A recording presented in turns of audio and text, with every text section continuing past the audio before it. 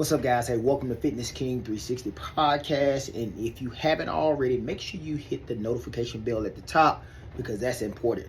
Today, man, I just want to be able to share with people my journey on how I became a trainer. And I'll tell you right now, it's not easy and it's not easy money like most people think to be a successful trainer. I think it takes a lot of hard work. I think it takes a lot of dedication. I think it also takes you finding your own space.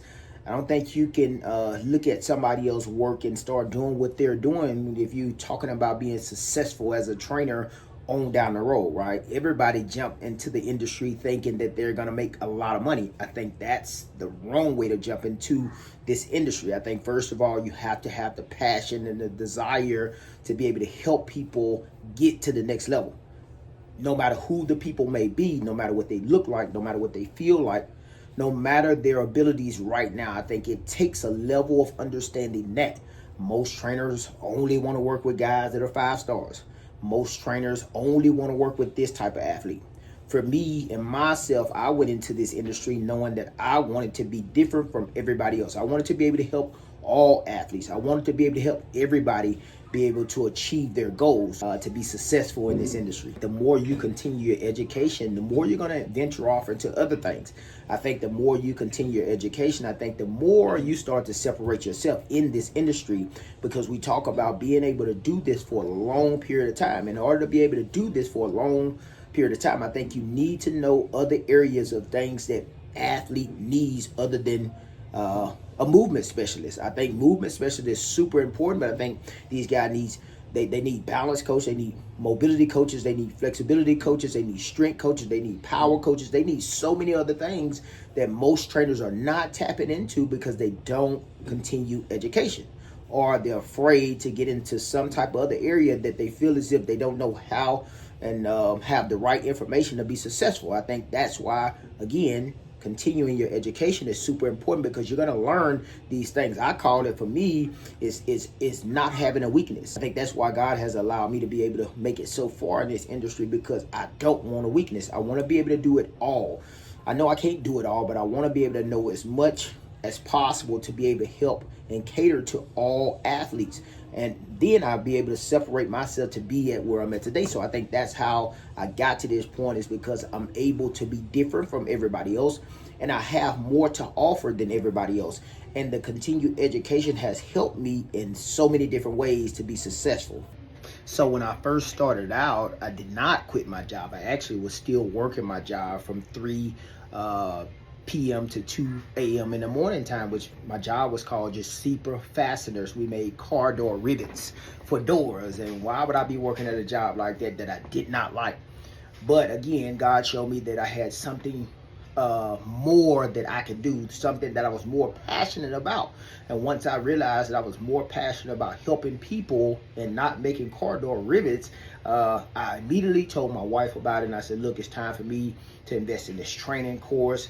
By the way, that training course, I ended up taking, going to a school called NASM, to me, which is one of the best schools to put you in the best position to have as much knowledge as you need to be successful in your industry. I would get off work at 2 a.m. every day. And when I got off work at 2 a.m. every day, I would go home and I would study and study and study. I didn't realize how much I did not know about the body until I started studying. When I started studying, I was passionate about it. So I had the willingness to be able to learn this stuff, to retain this stuff, and immediately start using this stuff. I studied for almost a year. Most people took that test in about 6 months or 3 months. It just depends on who you are and what type of education you had at that time. So for me, I wanted to take the full year to really dive in and learn and digest the information, so I can make sure when I did get the certification, I was ready. I was training people on the side. I wasn't charging them what I'm charging athletes now, because I was just getting started. But I had a whole bunch of athletes or health and fitness clients as well, because of the fact that people knew that I was helping people lose weight, I was helping people get in shape, and I was helping people get healthier. But I was doing it in a way that I would do it if I was training for football or basketball. I was doing it in that facet, which worked really good for people that wanted to lose weight. So at the end of the day, when I got the certification, that laid the foundation for me to set a higher price investment for people to join me in training. It's super important, guys, that you understand that you cannot start at the top first. You have to start at the bottom and work your way up. You got to establish yourself first. And I had to establish myself and prove to people that I can get people results before I can go up and charge a higher investment and wait on people to join me, because I'm standing on what I believe I deserve.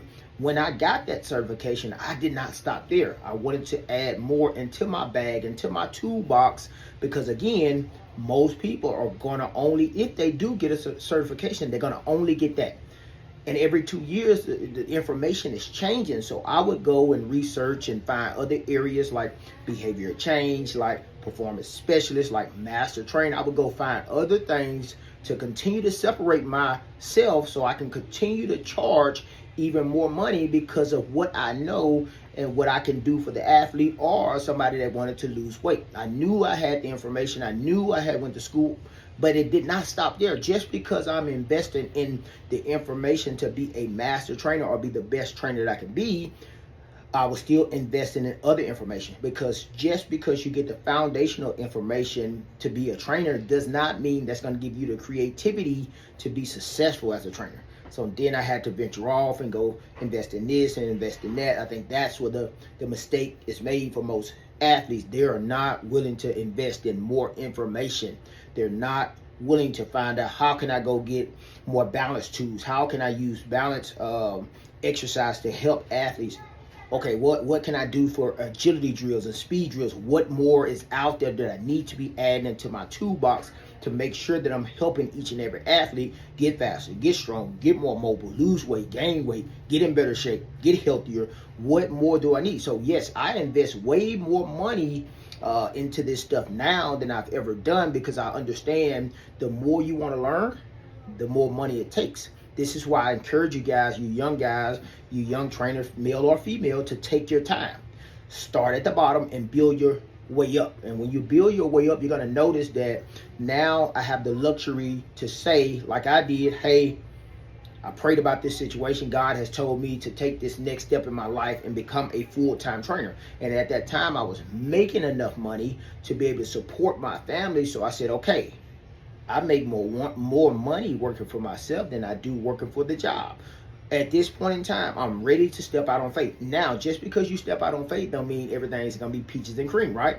We've all been through those stages, even myself, where you had to learn how to get out there and hustle, because people were not just coming to you just because you was a full-time trainer, even though they were saying congratulations. You had to go out there and hustle and make sure that you were getting each and every client results that they need, each and every client the results that they need to be successful in whatever sport or whatever goal that they had, right?